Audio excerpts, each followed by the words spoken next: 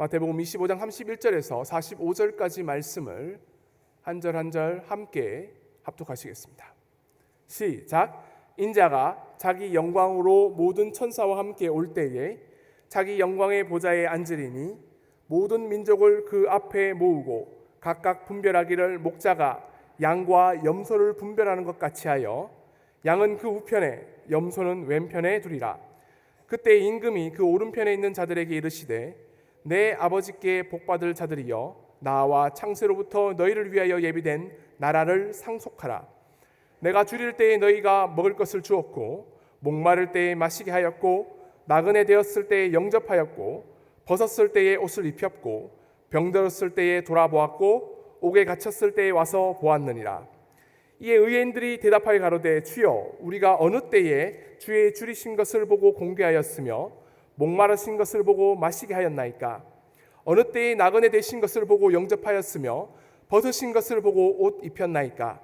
어느 때에 병드신 것이나 옥에 갇힌 것을 보고 가서 배웠나이까 하리니 임금이 대답하여 가라사대 내가 진실로 너희에게 이르노니 너희가 여기 내 형제 중에 지극히 작은 자 하나에게 한 것이 곧 내게 한 것이니라 하시고 또 왼편에 있는 자들에게 이르시되 저주를 받을 자들아 나를 떠나 마귀와 그 사자들을 위하여 예비된 영영한 불에 들어가라. 내가 줄일 때에 너희가 먹을 것을 주지 아니하였고 목마를 때에 마시게 하지 아니하였고 나그네 되었을 때에 영접하지 아니하였고 벗었을 때에 옷 입히지 아니하였고 병들었을 때와 옥에 갇혔을 때에 돌아보지 아니하였으니라 하시니 저희도 대답하여 가로되 주여 우리가 어느 때에 주의 줄이신 것이나 목마르신 것이나 나그네 된 것이나 벗으신 것이나 병드신 것이나 옷에 갇힌 것을 보고 공양치 아니하더이까. 이에 임금이 대답하여 가라사대 내가 진실로 너에게 이르노니 지극히 작은 자 하나에게 하지 아니한 것이 곧 내게 하지 아니한 것이니라 하시리니. 아멘. 2016년 하반기 어머니 기도의 그 마지막 시간에 오신 모든 분들에게 하나님의 크신 축복과 은혜와 사랑과 평강이 함께하기를 간절히 축원합니다. 네, 떨려요. 2016년 어머니 기도의 주제를 알고 계십니까? 하반기 주제?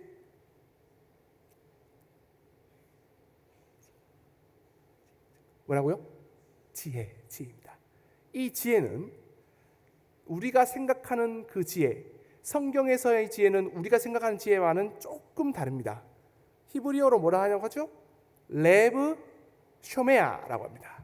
이 레브 쇼메아의 정확한 뜻은 듣는 마음을 뜻합니다. 우리는 매주 하나님의 말씀을 듣습니다.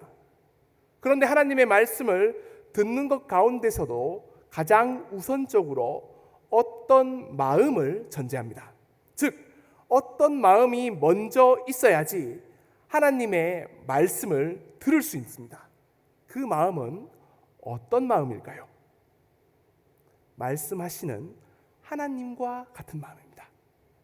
그 마음을 가지고 있을 때에 하나님의 말씀을 우리는 정확하게 이해할 수가 있습니다. 또한 말씀하신 하나님의 원래의 뜻을 가장 정확하게 깨달을 수 있는 것입니다. 어제 김장을 했습니다. 오셨습니까? 5층에서. 저도 나름대로 이제 이 김장의 경력이 좀 돼요. 그래서 눈치껏 이게 제가 웬만한 분들보다는 권사님들 빼고 집사님들보다는 좀 제가 좀 잘하는 것 같아요. 그런 모습들을 보면서 한 권사님이 저한테 아주 편향적이고 이 단편적인 제 김장하는 모습만 보고 이렇게 말했습니다. 목사님, 손놀림을 보니까 집안일도 많이 도와주고 아내한테도 사랑을 많이 받을 것 같습니다. 뭘 모르시고 하는 말씀이죠. 네. 하지만 저를 제일 잘 알고 있는 와이프는 집에 오면 절대로 아무것도 하지 말라고 합니다. 그래서 저는 집에 가면 와이프가 하지 말라니까 아무것도 안 합니다 라고 얘기했습니다. 그렇게 했더니 이렇게 묻는 겁니다. 목사님, 진짜 그 말을 믿는 거 아니죠? 라고 묻는 겁니다. 말은 그렇게 해도 분명히 도와줄 걸 믿는답니다. 자, 제 와이프의 말의 원뜻은 무엇일까요?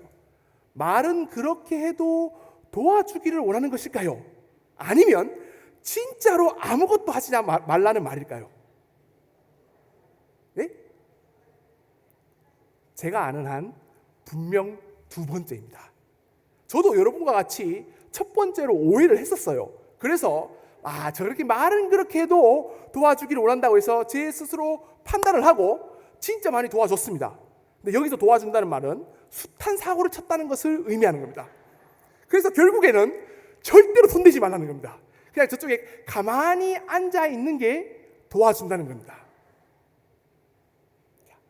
그렇다면 지혜, 레부쇼메아, 듣는 마음, 즉 아버지의 마음을 우리는 도대체 어떻게 알 수 있을까요? 쉬운 방법이 하나가 있습니다. 궁금하신가요? 하나님의 마음을 알 수 있는 가장 쉬운 방법. 이 찬양 혹시 들어보셨습니까? 보소서 주님 나의 마음은 저는 하여튼 제가 2주 동안 우리 있잖아요. 그 최영선 지휘자님하고 성경원 신부님이 참 은혜롭게 하셔가지고 이게 제가 찬양을 하면 여러분들이 감동이 될 줄 알았는데 벌써부터 웃기 시작해요. 제가 보니까 선한 것 하나가 없습니다. 그러나 내 모든 것을 주님께 드립니다. 사랑으로 안으시고 날 새롭게 하소서. 여기가 중요합니다. 주님 마음 내게 주소서. 내 아버지 주님 마음 주소서. 나를 향하신 주님의 뜻이 이루어지도록 주님 마음 내게 주소서. 지혜, 듣는 마음, 아버지의 마음을 알기 위해서 우리는 먼저 기도를 해야 합니다. 어떤 기도냐? 하나님, 주님의 마음을 내게 주십시오. 예수 그리스도의 사랑으로 나를 안아주시고 나를 새롭게 하시며 우리를 향한 하나님의 마음을 먼저 알기를 원합니다. 하나님, 이 기도를 할 때에 아버지 하나님의 마음을 좀 더 이해하게 되고 그 마음으로 아버지 말씀을 깨달아서 하나님의 지혜로 살아가는 여러분이 되기를 간절히 축원합니다.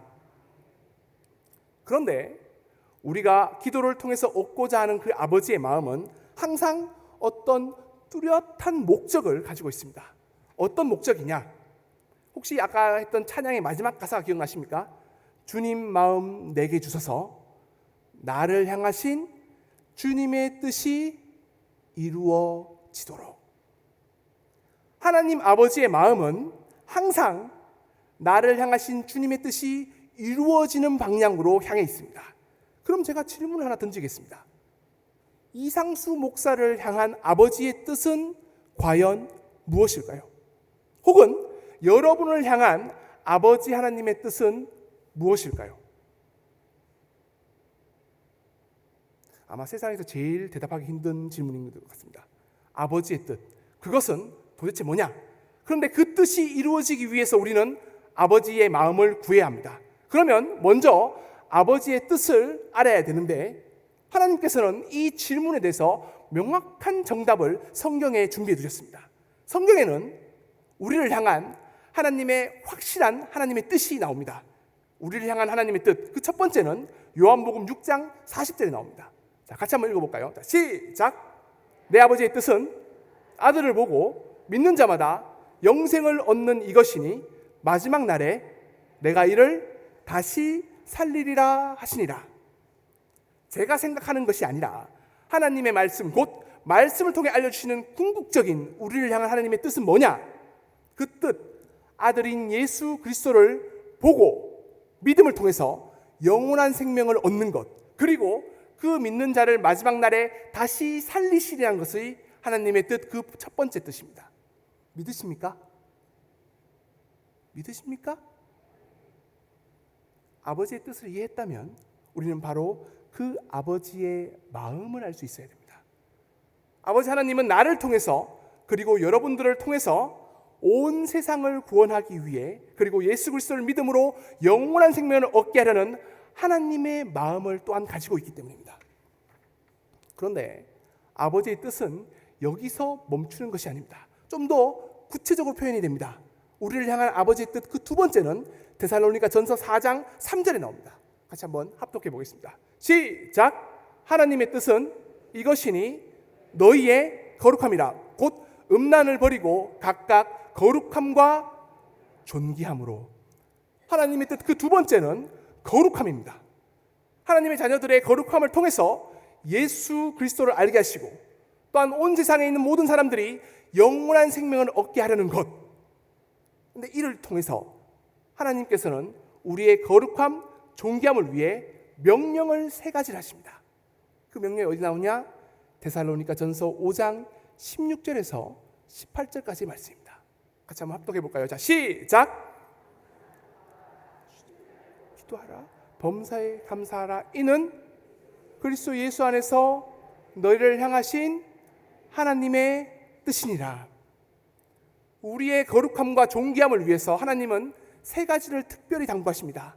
항상 기뻐하라, 쉬지 말고 기도하라, 범사에 감사하라. 정리가 좀 되십니까? 여기까지 제가 한번 정리를 한번 해보고 가겠습니다. 지혜는 레부쇼메아입니다. 즉 아버지의 마음을 아는 것입니다. 아버지의 마음은 아버지의 뜻을 이루기 위함인데, 아버지의 뜻은 뭐냐? 예수 그리스도를 믿고 영원한 생명을 얻는 것, 그리고 마지막 날에 다시 살리시는 것을 의미합니다. 이를 위해서 믿는 우리들이 거룩해지고 존귀한 것을 바라시는데, 그 거룩함과 존귀함을 위해서 3가지 명령을 합니다. 항상 기뻐하라, 쉬지 말고 기도하라, 범사에 감사하라. 정리가 되십니까? 세계 3대 거짓말이 있다고 합니다. 이거 믿지고 파는 겁니다. 누가 하는 말이죠? 장사꾼들이 하는 말입니다. 늙으면 빨리 죽어야 된다. 3번째가 뭐냐면 나 시집 안 갈래. 네. 이와 필적한 거짓말이 또 3가지가 있는데, 금방 도착할 거야, 조금만 기다려, 너한테만 말해주는 거야, 금방 갚아줄게. 사실 거짓말이라고 하지만 우리는 다 알고 쏘는 겁니다. 아니, 쏘아주는 것입니다. 여러분에게 묻겠습니다. 아버지의 마음으로 하나님의 말씀 따라 살아가면 과연 우리는 어떤 삶을 살아가게 되는 것일까요? 솔직히 궁금증은 여기에 있습니다. 우리의 바람이나 우리의 기도가 다 이루어질까요? 우리의 앞날이 창창대로가 열려질까요? 우리의 미래가 화려하고 찬란한 미래로 그려질까요? 제가 오늘 일단 이 말씀을 드릴 때 전제 조건이 하나가 있는데, 오늘 말씀은 그 기도의 응답을 잘 받는 분보다는 그렇지 않은 분들을 위해서 제가 준비를 했습니다. 자, 한번 물어보겠습니다. 나는 기도하는 족족 하나님께서 바로 즉시 응답을 준다는 분이 손 들어보시겠습니까? 있으십니까 혹시? 없는 여러분들을 위한 말씀입니다. 나는 하나님의 말씀대로 살아가면서 하나님이 주시는 물질적인 축복과 선물과 은혜를 상상을 초월할 정도로 다 누리고 있는 분들보다는 그렇지 않은 분들을 위해서 오늘 말씀을 준비했습니다. 마지막으로 나는 말씀대로 살아가는데 여전히 힘들고 어려운 고난의 굴레 속을 살아가는 여러분들을 위해서 오늘 말씀을 제가 특별히 준비했습니다. 그래서 이 말씀으로 조금이나마 좀 위로가 되었으면 좋겠습니다. 하나님의 뜻이 하나가 더 나오는데, 베드로전서 3장 17절에 있는 말씀입니다. 이건 제가 읽어드리겠습니다. 선을 행함으로 고난받는 것이 하나님의 뜻일진데 악을 행함으로 고난을 받는 것보다 나으니라. 선을 행함으로, 즉 아버지의 마음으로 하나님의 말씀대로 살아갈 때에 고난을 받는다고 합니다. 중요한 것은 이렇게 고난받는 것이, 그리고 어렵게 살아가는 것이 하나님의 뜻이라고 명확하게 알려주는 겁니다. 이에 대해서 여러분은 어떻게 생각하십니까? 그럼에도 불구하고 여러분들은 하나님의 말씀대로 아버지의 마음으로 살아갈 마음이 드십니까? 이런 가운데 예수님께서는 우리의 마음속에 쐐기를 박는 한 가지 말씀을 또 알려주십니다. 자, 마태복음 5장 10절에서 12절 말씀을 같이 한번 합독해 보겠습니다. 시작! 의를 위하여 핍박을 받는 자는 복이 있나니 천국이 저희 것임이라. 나를 인하여 너희를 욕하고 핍박하고 거짓으로 너희 수를 거스려 모든 악한 말을 할 때에는 너희에게 복이 있나니 기뻐하고 즐거워하라. 하늘에서 너희 상이 큼이라. 너희 전에 있던 선지자들을 이같이 핍박하였느니라. 마태복음의 말씀에서는 의를 위해서 핍박받는 것이 뭐라고요? 복이랍니다. 선한 행함을 통해서 고난받는 게 복이랍니다. 그래서 아버지의 마음으로 하나님의 말씀으로 살아가다가 고난을 당하거나 힘든 일을 겪거나 그러면 오히려 기뻐하고 즐거워하랍니다. 우리를 향한 하늘의 상이 크다고 합니다. 여러분은 이 예수님의 말씀이 믿겨지십니까? 그러면 또 물어보겠습니다. 여러분들은 이 세상에서의 평안함을 원하십니까? 아니면 좀 힘들더라도 이를 통해서 하늘의 상이 큼을 믿고 보고 경험하면서 오히려 기뻐하며 즐거워하시겠습니까? 혹은 이 땅에서도 상 받고 하늘에서도 상을 받는 둘 다를 한 번에 누리기를 원하십니까? 정말 고난을 받더라도 기뻐하고 즐거워하실 자신이 있습니까?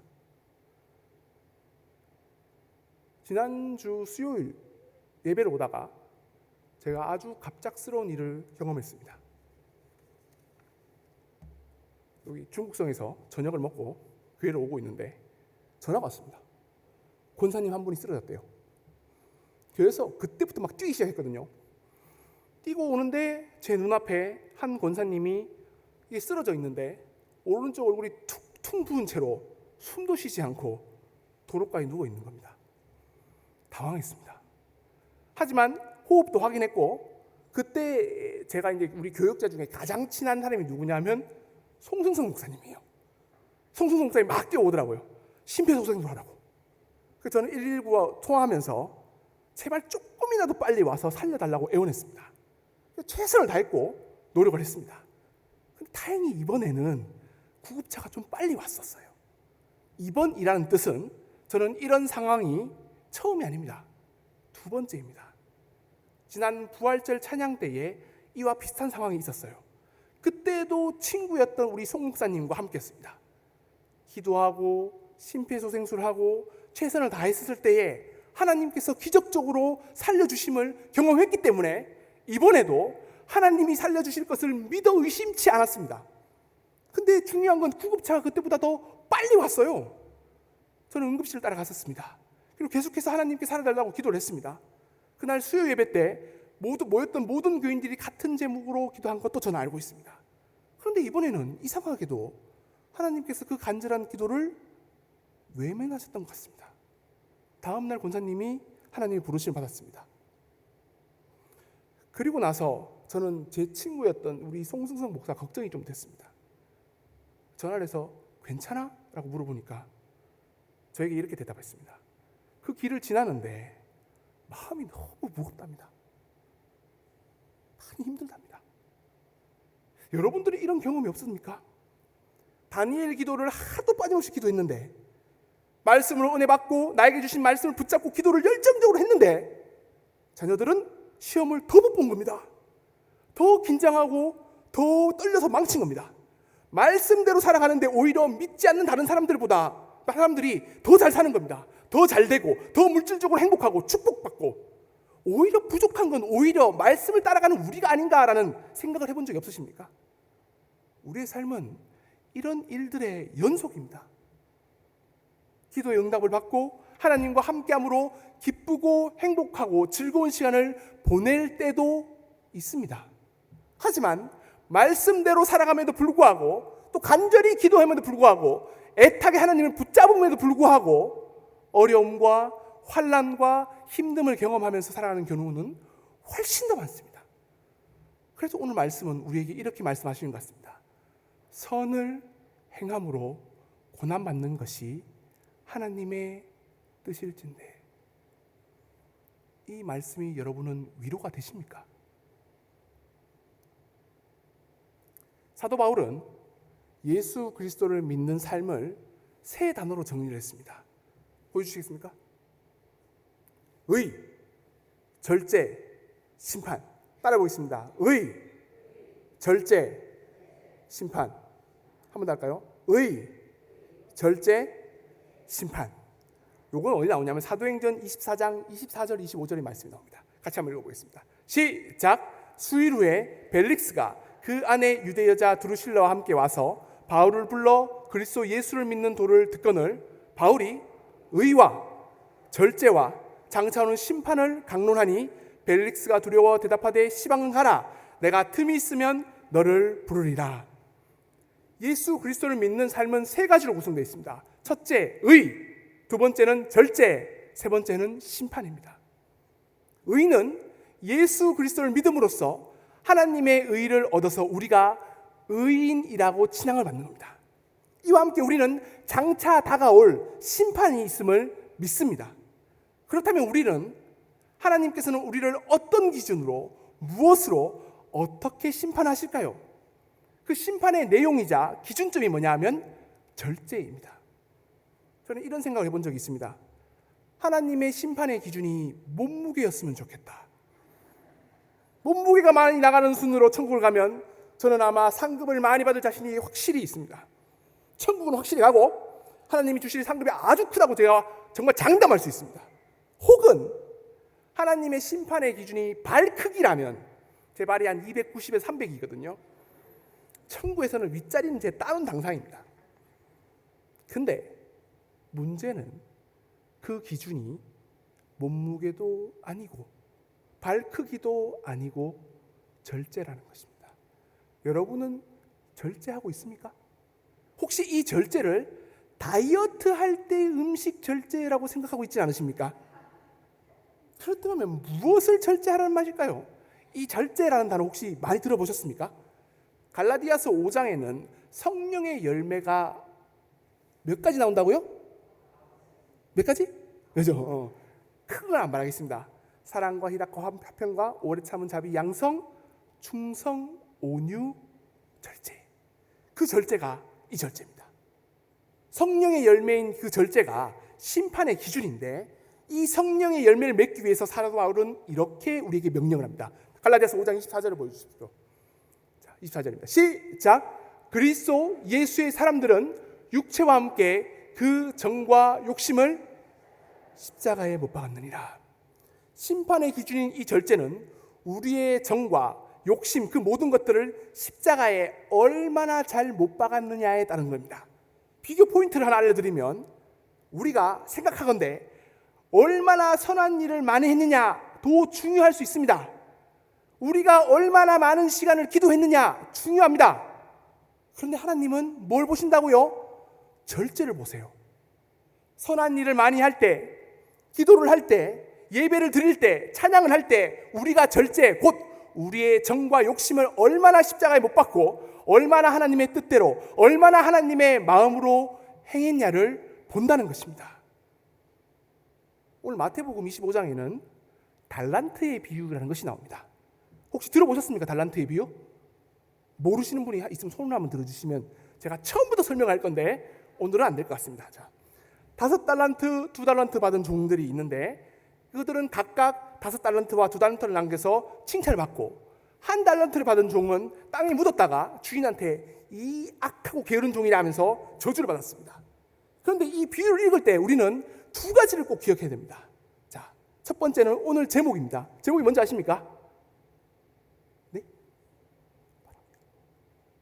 제목이 순서지에 있어요. 순서지. 주보에 회개할세입니다. 회개할세. 자, 마태복음 25장 19절 말씀을 같이 한번 읽어보겠습니다. 시작. 오랜 후에 그 종들의 주인이 돌아와 저희와 회개할세. 개정개혁판 성경책에는 이렇게 번역을 해놨습니다. 결산할세. 공동번역이나 새번역 성경책에는 이렇게 번역했습니다. 셈하다. 주인이 돌아와서 반드시 더하기 빼기 셈을 한다는 것입니다. 근데 여기에는 제가 이제 보다가 보니까 단어가 하나가 빠져 있어요. 자, 마태복음 25장 19절 원문 보여주시겠습니까? 예. 원래 이 옆에 있는 게 그리스어입니다. 메타데 폴론 크로논이라고 해서 많은 날이 지나고 나서 에르케타이 호 큐리오스톤 둘러스 에케이논 그 종들의 주인 돌아왔습니다.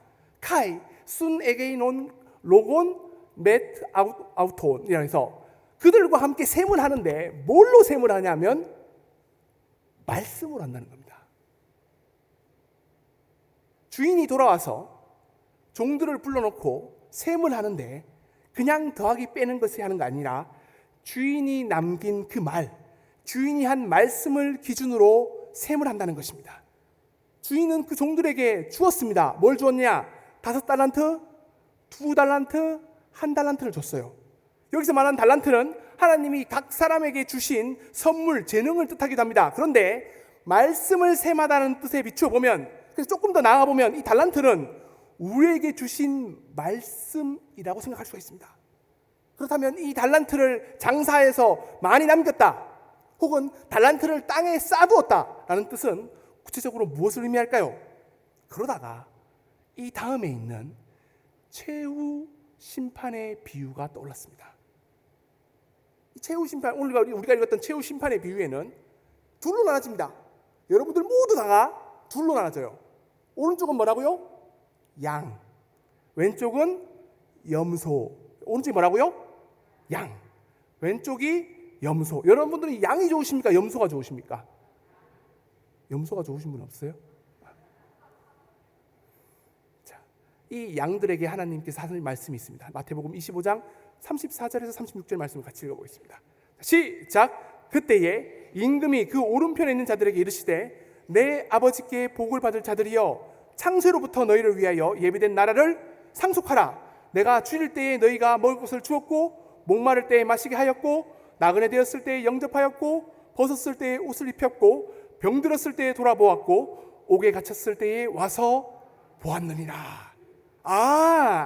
하나님의 오른편에 있는 양쪽에 있는 사람들은 선한 일을 한다는 사람들이군요. 그렇기 때문에 심판날에 그 선한 행위를 기억하여서 하나님께서 칭찬하는군요.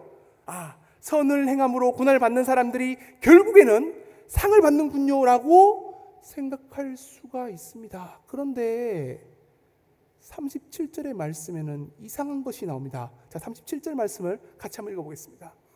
시작. 이에 의인들이 대답하여 가로되 주여 우리가 어느 때에 주의 주신 것을 보고 공개하였으며 목마르신 것을 보고 마시게 하였나이까?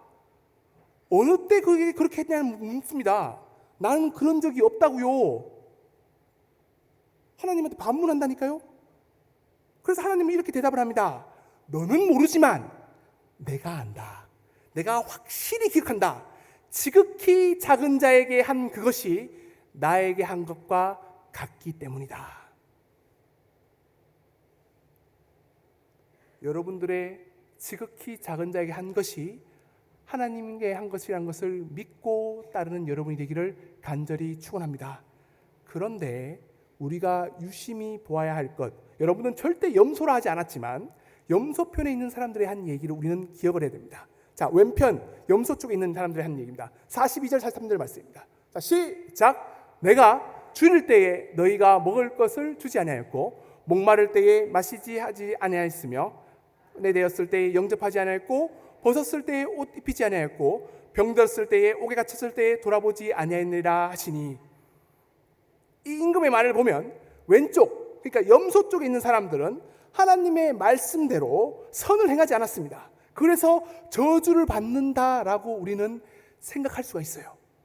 자, 이제 우리는 44절 말씀을 천천히 함께 읽으면서 하나님께서 우리에게 주시는 그 말씀을 기억했으면 좋겠습니다. 자, 44절을 다시 한번 읽어보겠습니다. 시작. 저희도 대답하여 가로되 주여.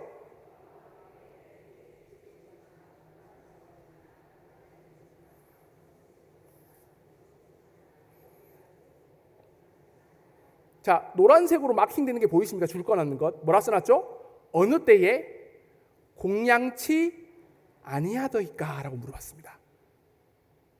혹시 반어법이라고 들어보셨습니까? 이 말은 나는 했다라는 말입니다. 어느 때에 공양치 아니하더이까? 염소 쪽에 있는 사람들도 여러분들이 긋고 아니라던 그 왼쪽에 있는 사람들이 했대요. 공양도 자주 했고, 중요한 건 내가 그 한 거를 분명히 기억한다고. 중요한 것은 주인이 그것을 전혀 모르고 있다는 겁니다. 왜 그럴까요? 하나님의 기억력이 나빠서일까요? 마태복음 7장에도 이와 유사한 일이 나타납니다. 마태복음 7장 22절 23절 말씀을 같이 한번 읽어보겠습니다. 자, 시작. 그날에 많은 사람이 나더러 이르되 주여 주여 우리가 주의 이름으로 선지자 노릇하며 주의 이름으로 귀신을 쫓아내며 주의 이름으로 많은 권능을 행치 아니하였나이까 하리니 그때에 내가 저에게 밝히 말하되 내가 너희를 도무지 알지 못하니 불법을 행하는 자들아 내게서 떠나가라 하니라. 주님을 위해서 열심히 일하고 선지자 노릇까지도 하고 권능을 보였는데도 주님은 불법을 행했다고 합니다. 도대체 이 주인의 알듯 말듯한 이 기준이 무엇일까요? 7장 21절에는 아주 분명한 말씀이 나옵니다. 자, 같이 읽어보겠습니다. 시작. 나더러 주여 주여 하는 자마다 천국에 들어갈 것이 아니요 다만 하늘에 계신 내 아버지의 뜻대로 행하는 자라야 들어가리라. 내가 왜 염소편에 서 있습니까? 왜 나는 하나님을 위해서 열심히 일했는데 주님은 모른다, 불법을 행했다라고 말합니까? 왜 저주를 저한테 퍼부으십니까? 나는 하나님의 뜻대로 행한 것이 아니기 때문입니다. 좀 더 구체적으로 말하면 하나님의 뜻대로 성한 일을 할 때에 우리는 내게 돌아올 결과를 먼저 기대하고 그 결과가 좋으면 기뻐하고 그 성과가 나쁘면 실망하기 때문입니다. 그런데 예수님은 그 결과와 성과가 아닌 아버지의 뜻을, 아버지의 마음을 먼저 보는 것입니다. 다시 처음으로 돌아왔습니다. 심판의 잣대는 아버지의 뜻입니다. 우린 다시 아버지의 마음으로 돌아가야 된다는, 그 마음을 봐야 된다는 결론으로 다시 돌아오게 됩니다. 주인은, 아버지는, 하나님은 우리의 행동의 결과를 통해서 성과만을 가지고 판단하는 분이 아니구나라는 것을 우리는 이제 눈치를 챌 수 있어야 됩니다. 그분의 관심은 온전히 우리의 마음입니다. 절제입니다. 내가 얼마나 그분의 뜻에 맞게 아버지의 마음으로 행했냐를 보십니다. 우리의 정과 욕심을 얼마나 십자가에 못 박았느냐를 보는 겁니다. 그런데 우리는 자꾸 그 결과가 신경 쓰입니다. 성과가 없으면 하나님이 하지 않는 것처럼 생각이 듭니다. 고난을 당하면 이게 아닌가라는 생각, 자꾸 의심을 하게 됩니다. 조금만 힘들어도 하나님, 말씀에 따라서 살아가는 내게 왜 이렇게 하느냐고, 이건 아니지요, 왜 이러십니까? 라고 불평을 합니다. 지금보다 제가 이 흰머리가 좀 많잖아요. 검은 머리가 많았던 파릇파릇한 시절이 있었습니다. 저도 고3 아이들을 제가 이제 맡으면서 천방지축 뛰어다니는 때가 있었는데, 하루는 저에게 한 부탁을 하러 그 아이의 형과 그 아이의 어머니가 저를 찾아왔습니다. 전도사님, 우리 아이가 전도사님을 너무 잘 따르니까 따로 불러서 좀 이 얘기를 해줬으면 좋겠는데 어떻겠습니까? 전 좋죠, 아이를 위한 거니까요. 근데 그 친구가 공고를 다녔어요. 근데 수시에 합격을 해가지고 그때가 2학기였는데 그 용산에서 취직을 했었습니다. 그래서 통닭 한 마리를 딱 사갖고 용산 쳐들어갔습니다. 그래서 설득을 했습니다. 야, 이거 한번 해봐. 제가 누굽니까? 결국 제 의견대로 그 일을 하기로 했는데 그 친구는 그 일을 하자마자 너무 마음에 든다는 겁니다. 이런 건 줄 알았으면 그때까지 땡깡도 안 부리고 정말 열심히 더 하고, 그래서 그 이후부터 열심히 찬양도 하고 기도도 하고, 그 형과 그 아이 형과 어머니는 저한테 너무 목사 전도사님 너무 감사해요라고 감사의 표현까지 했습니다. 근데 그 아이는요, 결국에 2004년 1월 달에 태국 땅에 가게 됐습니다. 그리고 안 돌아왔어요. 저는 2004년, 5년, 이 2년간 이 일 때문에 짓눌려 있었습니다. 그리고 군대로 도망을 갔어요. 아직까지도 저한테는 절대로 잊지 못하는 제자인 수환이입니다. 저는 이런 생각을 얼마 전까지 했었습니다. 내가 그때 조금만 더 게을렀더라면 그런 일이 없을 건데, 수환이가 그 안 간다는 한마디에 그래 가지마 했었으면, 아니 하나님이 왜 그렇게 했는지 도무지 이해가 안 됐습니다. 그런데 오늘 말씀에 비추어 보니까 제가 그 염소 자리에 있었던 사람입니다. 하나님, 제가 있습니다. 하나님의 뜻대로 했다니까요. 그런데 왜 이런 결과가 나타나는 거죠? 그 결과에만 붙잡혀서 잘 되면 내 탓이고 안 되면 하나님 탓을 했던 그 사람이 바로 저였던 것입니다. 하나님의 마음으로 하지 않고 말로만 주여 주여 하는 그 사람이 바로 저였고, 불법을 행했던 그 사람이 바로 저였던 것입니다. 맡겨진 일, 주인의 말씀을 생각하지도 않고 주인을 무시했던 그 한 달란트 가졌던 그 무익한 종이 바로 저였던 것입니다. 저는 이 찬양을 읽고 있었습니다. 그때 생각났던 찬양이 있었는데요. 나를 지으신 주님 내 안에 계셔 처음부터 내 삶은 그의 손에 있었죠. 내 이름 아시죠. 내 모든 생각도 내 모든 눈물 그가 닦아 주셨죠. 그는 내 아버지 난 그의 소유 내가 어딜 가든지 날 떠나지 않죠. 내 이름 아시죠. 내 모든 생각도 아바라 부를 때 그가 들으시죠. 하나님은 모든 것을 다 알고 계십니다. 내 모든 생각, 내 모든 눈물 다 닦아주십니다. 그리고 제일 중요한 것은 내 마음을 보십니다.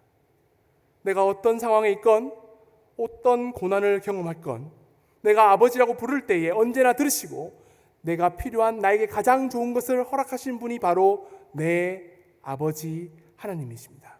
그것을 제가 잊고 있었던 것입니다. 결과에만 매여 있었고 성과에만 붙여져서 아버지의 뜻대로 하나님의 마음으로 한다는 것을 잊고 있었던 것입니다. 사진 하나 보여주시겠습니까? 잘생겼죠? 아닌가요? 저만 잘생겼다고 생각하는 거예요? 신동욱이라는 청년입니다. 탤런트고요. 배우입니다. 최근에 책 한 권을 썼어요. 씁니다. 우주일지라는 소설책을 출판했습니다. 이 신동욱 청년은 2010년에 군 입대를 했는데 CRPS 증후군이라는 병을 앓게 되었습니다. 이게 뭐냐면 우리는 원래 아픔 때문에, 그러니까 예를 들어서 누가 찌르면 아픈데 이 사람은 바람이 이렇게 지나가도 통증이 너무나 힘들어가지고 못 견뎌요.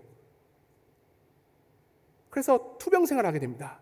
근데 그 투병 생활 가운데에 출판한 이 소설책은 자기가 투병 생활 때 겪었던 그 외로움을 끝없는 우주에서 표류하는 우주인의 마음으로 정말 재밌게 쓴 책입니다.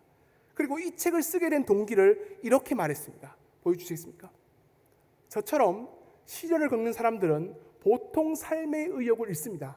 그런 사람들에게 지금 당장 할 수 있는 것을 찾아서 해보라, 할 수 있다, 스스로 시련을 헤쳐나갈 수 있다는 믿음을 주고 싶었다고 합니다. 지금 당장 할 수 있는 것을 찾아서 해보라, 할 수 있다, 스스로 시련을 헤쳐나갈 수 있다는 이 말이 제 마음에 남았습니다. 우리는 하나님의 뜻, 아버지 하나님의 마음으로 살아가는 사람들입니다. 우리에게는 주님이 주신 말씀의 달란트가 있습니다. 우리의 정과 욕심을 십자가에 못 박는 절제의 사람들입니다. 비록 우리의 삶이 고난 가운데 있다 할지라도, 그 삶에 비록 시련이 있다 할지라도 우리는 다시, 그리고 지금 당장 아버지의 마음으로 하나님의 뜻대로 할 수 있는 것을 찾아서 해야 합니다. 그리고 할 수 있다는 것을 잊지 말아야 합니다. 하나님의 뜻대로 아버지의 마음으로 지금 당장 할 수 있는 것은 무엇일까요? 우리가 처음 했던 찬양입니다. 주님 마음 내게 주소서. 이렇게 기도하는 것입니다. 그리고 이렇게 기도했던 사람이 있습니다. 바로 솔로몬입니다. 하나님께서 솔로몬에게 내가 너에게 무엇을 줄고 너는 구하라는 질문에 솔로몬의 대답이 바로 이것이었습니다. 열왕기상 3장 9절의 말씀을 같이 한번 읽어보겠습니다. 시작. 누가 주의 이 많은 백성을 재판할 수 있사오리까? 지혜로운 마음을 종에게 주사 주의 백성을 재판하여 선악을 분별하게 하옵소서. 여기서 지혜로운 마음이 곧 레브쇼메아, 듣는 마음입니다. 이 솔로몬의 대답에 하나님의 반응을 우리는 반드시 기억합니다. 자, 10절을 같이 읽어보겠습니다. 시작. 솔로몬이 이것을 구하매 그 말씀이 주의 마음에 맞은지라. 주님 마음을 내게 주소서라는 기도 제목은 하나님의 마음에 꼭 맞는 기도 제목입니다. 그리고 그 기도 제목을 구하는 자에게 하나님은 이런 축복을 더하십니다. 오늘 열왕기상 3장 12절 13절 말씀이 2016년 12월 1일 그 마지막 종강 어머니 기도에 오신 모든 분들에게 이루어지기를 간절히 축원합니다. 우리 12절 13절 말씀을 같이 한번 크게 합독하시겠습니다. 시작. 내가 내 말대로 하여 내게 지혜롭고 총명한 마음을 주노니 너의 전에도 너와 같은 자가 없었거니와 너의 후에도 너와 같은 자가 일어남이 없으리라. 내가 또 너의 구하지 아니한 부와 영광도 내게 주노니 내 평생에 열왕 중에 너와 같은 자가 없을 것이라. 아멘. 주님 마음 내게 주소서. 하나님의 지혜를 알고 하나님의 뜻대로 행하며 이 기도를 통해 주시는 하나님의 축복의 말씀이 여러분의 삶 가운데 하나하나 그대로 이루어지기를 간절히 축원합니다. 기도하시겠습니다. 아버지, 당신의 마음을 나에게 주시옵소서. 하나님 아버지의 마음을 알게 도와주시고 우리가 하나님의 뜻을 우리의 삶 가운데에 하나하나 이루어갈 수 있도록 우리를 붙잡아 주시옵소서. 말씀대로 사는 삶, 아버지의 마음으로 사는 삶이 비록 고난이 많고 어려움과 두려움이 있을지라도 주님께서 그 마음을 알아주신다는 그 마음을 보고 또한 주님께서 심판하실 때에 절제하는 그 삶을 본다는 그 말씀을 기억하면서 내가 내 정과 욕심을 십자가에 못 박을 수 있도록 도와주시며 하루하루 기도할 때나 예배드릴 때나 찬양할 때나 주님의 마음으로 아버지 하나님의 뜻대로 할 수 있는 우리 어머니 될 수 있도록 주님께서 인도하여 주시옵소서. 우리 주 예수 그리스도의 이름으로 기도드립니다.